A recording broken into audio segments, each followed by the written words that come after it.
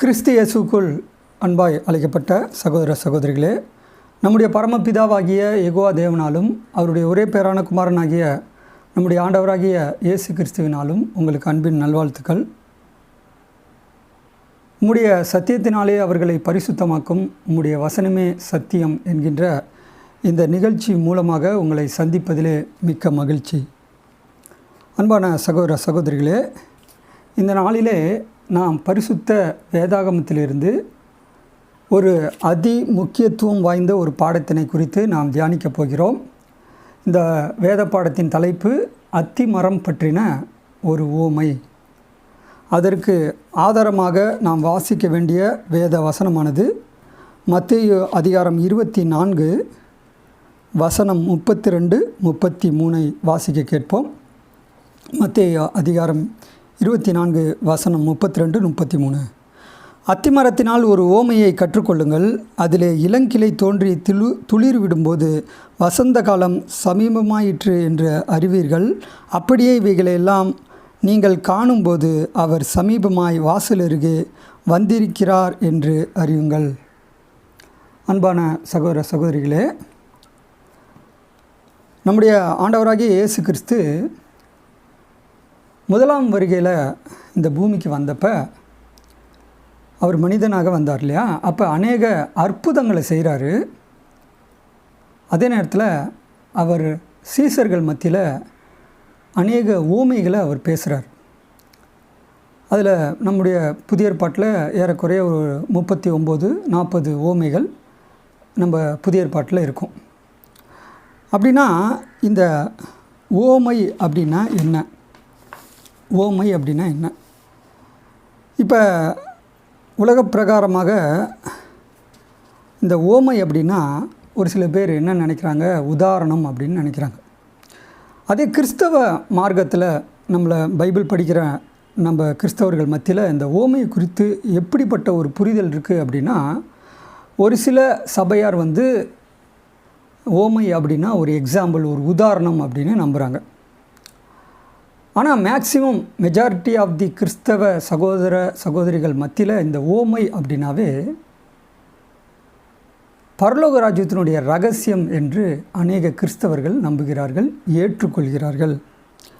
அப்படின்னா இந்த வசனத்தை முதல்ல நம்ம ஒரு சில மொழிபெயர்ப்பில் இந்த வசனம் எப்படி இருக்குது, மத்தேயு அதிகாரம் 24 வசனம் 32-33 ஆகிய வசனங்கள் மற்ற மொழிபெயர்ப்பில், தமிழ் மொழிபெயர்ப்பில் எப்படி இருக்குது அப்படிங்கிறத நம்ம பார்க்கலாம். திருவிவிலியம், ஆர்சி பைபிள், இந்த மாதிரி ஒரு சில மொழிபெயர்ப்பு தமிழில் இருக்கு இல்லையா, அதிலெல்லாம் எப்படி இருக்குது அப்படிங்கிறத நம்ம முதல்ல பார்க்கலாம்.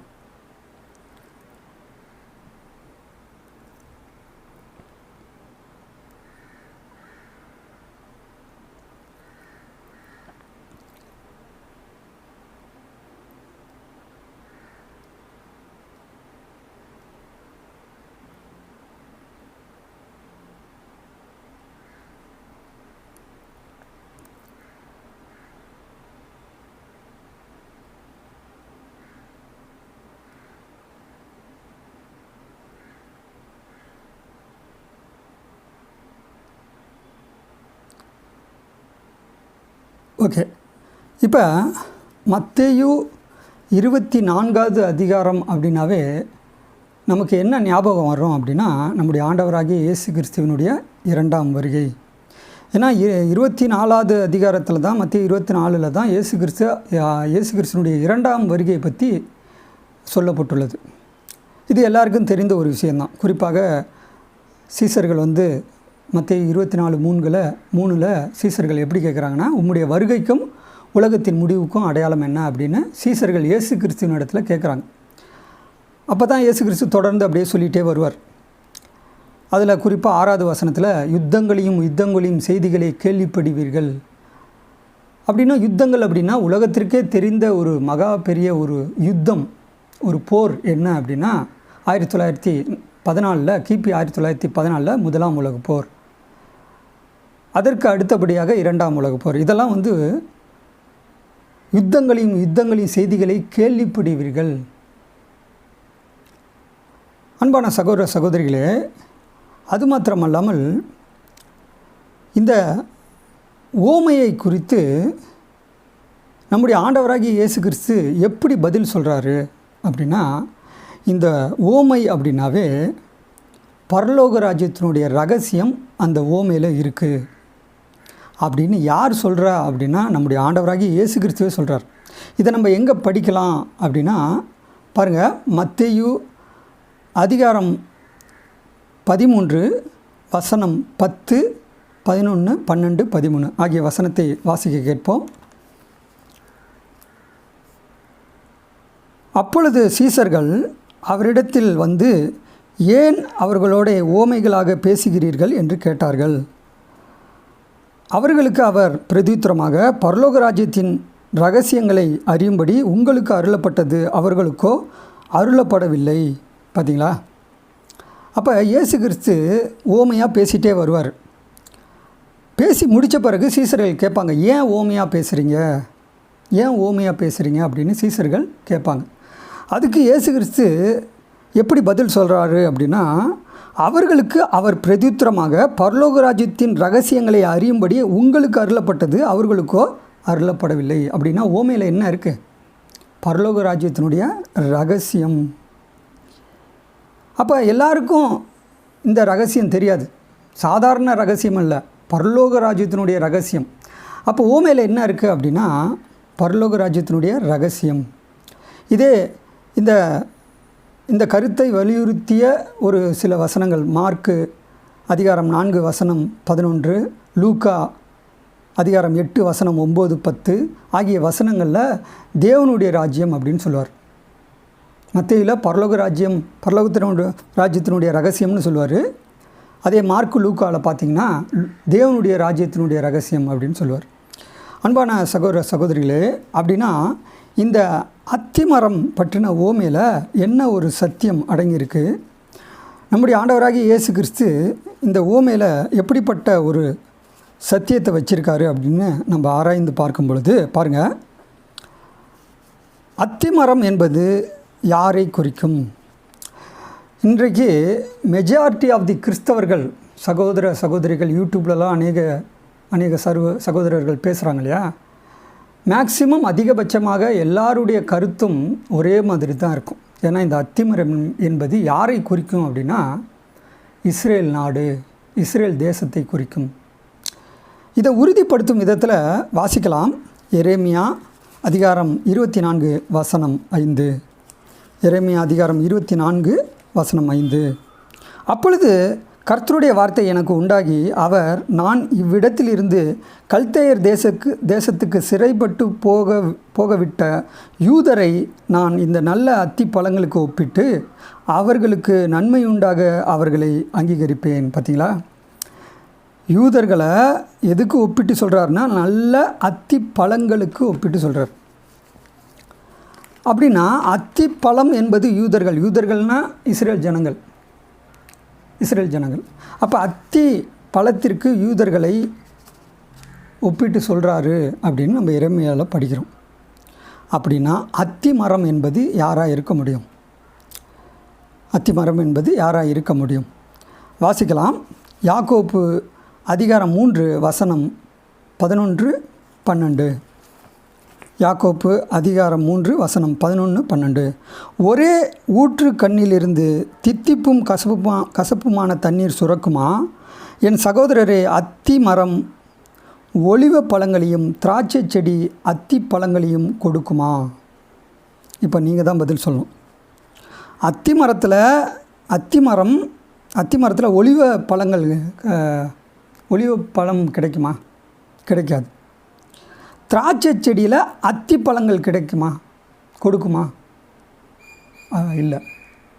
அப்படின்னா அத்தி மரத்தில் அத்தி பழம்தான் கிடைக்கும், திராட்சை செடியில் திராட்சை பழம்தான் கிடைக்கும். அப்படின்னா இந்த இடத்துல அத்தி பழம் என்பது நல்ல யூதர்களை ஒப்பிட்டு எரேமியாவில் நம்ம படிக்கிறோம். அப்படின்னா அத்தி மரம் யாரை குறிக்கும் அப்படின்னா, இஸ்ரேல் நாடு, இஸ்ரேல் தேசத்தை குறிக்கும். அதனால தான் இந்த யாக்கோப்பில் சொல்லப்பட்ட வசனத்தை நம்ம வாசிக்க கேட்டோம். அத்தி மரத்திலிருந்து என்ன கிடைக்கும்? அத்தி பழம். அப்போ அத்தி பழம் இஸ்ரேல் ஜனங்கள் அப்படின்னா, அத்தி மரம் இஸ்ரேல் நாடு, இஸ்ரேல் தேசத்தை குறிக்கும். இதை தான் நம்ம வேதம் எடுத்து நமக்கு காண்பிக்கிறது. அப்படின்னா இந்த அத்தி மரம் துளிர் விடும்போது அப்படின்னா என்ன அப்படின்னா, இந்த அத்தி மரம் எப்பயோ பட்டு போயிற்று. எப்போ பட்டு போயிற்று அப்படின்னா, கிபி 70 தீத்துராயன் காலத்தில் தேவாலயம் இடிக்கப்பட்டு யூதர்கள், இஸ்ரேல் ஜனங்கள் என்ன பண்ணுறாங்க, சிதறடிக்கப்பட்டு போய் இந்த உலக நாடுகள் முழுவதும் அவங்க எப்படி இருந்தாங்கன்னா அடிமைகளாகவும் அகதிகளாகவும் அடிமைகளாக இருந்தாங்க. அதுதான் பட்டு போன ஒரு நிலைமை. அப்படின்னா இவங்க மறுபடியும் துளிர் விட்டது எப்போ அப்படின்னா, கிபி 1878 பெட்டாட்டிக்வா அப்படிங்கிற ஒரு இடத்த இவங்க குடிபெயர ஆரம்பிக்கிறாங்க. அதே கிபி 1948 இஸ்ரேல் நாடு சுதந்திரம் அடைந்தார்கள். இதை தான் சொல்கிறார், அத்தி மரம் துளிர் விடும்போது வசந்த காலம் சமீபமாயிற்று என்று அறிவீர்கள். அப்படியே இவைகளையெல்லாம் நீங்கள் காணும்போது அவர் இயேசு கிறிஸ்து சமீபமாய் வாசல் அருகே வந்திருக்கிறார் என்று அறியுங்கள். அப்படின்னா இஸ்ரேல் நாடு சுதந்திரம் அடைந்து இன்றைக்கி ஒரு நாடாக பாருங்கள், இஸ்ரேல் நாடு அப்படின்னாவே அவங்க அந்த நாட்டில் தயாரிக்கக்கூடிய அநேக பொருட்கள் எல்லாம் எல்லா நாட்டிற்கும் அது பிரயோஜனமாக இருக்குது. அவ்வளோ டெக்னாலஜி கண்டுபிடிப்புகளை இஸ்ரேல் நாடு தயாரிக்கிறாங்க. அப்படின்னா துளிர் விட்டது எப்போ அப்படின்னா, அதை தான் நம்ம பார்க்குறோம் ஹிஸ்ட்ரி வரலாறில். அதே நேரத்தில் இந்த அத்தி மரம் என்பது இஸ்ரேல் தேசம்தான் அப்படின்னு நம்ம பார்த்துட்டோம் இல்லையா. இதை ஒரு சில பைபிளில் ஃபுட்நோட்டில் கொடுத்துருப்பாங்க, ஒரு சில பைபிளில் ஃபுட்நோட்டில் கொடுத்துருப்பாங்க. அதே நேரத்தில் ஒரு சில புஸ்தகங்களில் இந்த அத்தி மரம் என்பது இஸ்ரேல் நாடு என்று கொடுத்துருப்பாங்க, சொல்லியிருப்பாங்க. அப்படிப்பட்ட விளக்கத்தை இப்போ நம்ம பார்க்கலாம்.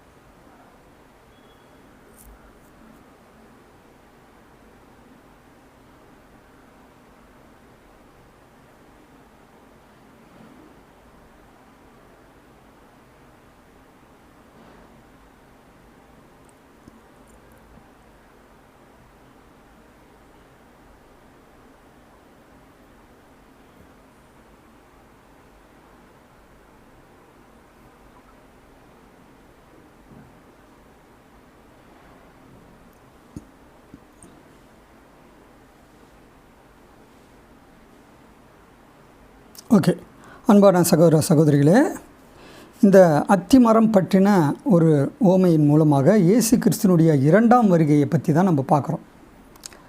அப்போ அத்தி மரம் துளிர் விடும்போது யார் வந்துடுவான்னா, இயேசு கிறிஸ்துனுடைய 2ஆம் வருகை, கிறிஸ்து 2ஆம் வருகை வந்துடுவார். அதை தான் இந்த வசனம் சொல்லுது. அப்படின்னா இயேசு கிறிஸ்துனுடைய 2ஆம் வருகையை பற்றின ஒரு சத்தியங்களை இன்றைக்கி யார் சொல்கிறா, சரியான சத்தியத்தை யார் சொல்கிறா அப்படின்னா, பைபிள் ஸ்டூடெண்ட்ஸ், வேத மாணவர்கள் என்கின்ற அமைப்பில் சபையில் நீங்கள் பார்த்தீங்கன்னா 1874 இயேசு கிறிஸ்துனுடைய 2ஆம் வருகை, கிறிஸ்து செகண்ட் கம்மிங் வந்துட்டார் அப்படின்னு சொல்லுவாங்க. அதுதான் சரியான ஒரு சத்தியம். ஆனால் இன்றைக்கி அநேக கிறிஸ்தவர்களுக்கு இன்னும் செகண்ட் கம்மிங் இயேசு கிறிஸ்து இன்னும் வரவில்லை என்று தவறாக நினைக்கிறார்கள், நம்புகிறார்கள். ஆனால் நம்முடைய பரிசுத்த வேதாகமத்தை பொறுத்த வரைக்கும் இயேசு கிறிஸ்துனுடைய 2ஆம் வருகை எப்போ வந்துருச்சு? 1874. இது பைபிள் கால கணக்கின்படி நம்ம பைபிளே வசனத்தின் மூலம் நமக்கு எடுத்து காண்பிக்கும். அன்பான சகோதர சகோதரிகளே, இப்போ அவர் வாசல் அருகே வந்திருக்கிறார். வாசல் அருகே அப்படின்னா என்ன அர்த்தம்?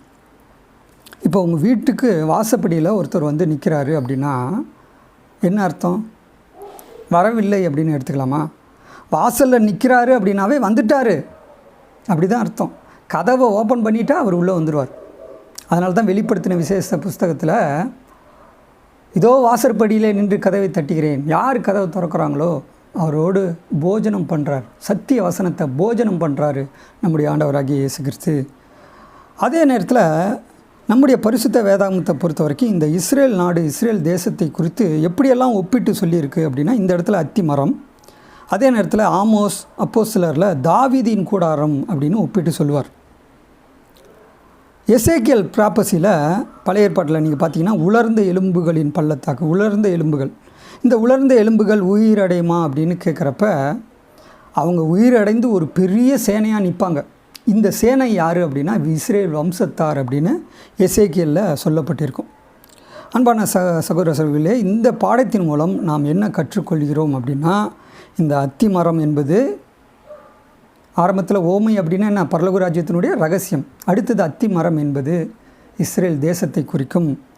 இஸ்ரேல் நாடு ஒரு தனி நாடாக என்னைக்கு சுதந்திரம் அடைஞ்சு இன்றைக்கி ஒரு நாடாக இருக்கிறாங்க அப்படின்னா இதற்கு காரணம் என்ன? இயேசு கிறிஸ்து 2ஆம் வருகை வந்தால் தான் இந்த ஒரு சம்பவம், இந்த நிகழ்ச்சி நடக்கும். அப்படின்னா இந்த நிகழ்ச்சி நடந்துருச்சு அப்படின்னா இயேசு கிறிஸ்துனுடைய 2ஆம் வருகை ஆரம்பித்து விட்டது என்று தான் நம்முடைய பரிசுத்த வேதாகமம் தெளிவாக உறுதியாக எடுத்து நமக்கு காண்பிக்கிறது. அன்பான சகோதர சகோதரிகளே, சத்தியத்தையும் அறிவீர்கள், சத்தியம் உங்களை விடுதலையாக்கும் என்று வேதத்திலே நாம் வாசிக்கிற பிரகாரமாக இன்னும் அநேக சத்திய வசனங்களையும் சத்தியங்களையும் தொடர்ந்து நாம் தியானிக்க தேவன் கிருபை செய்வாராக. ஆமென்.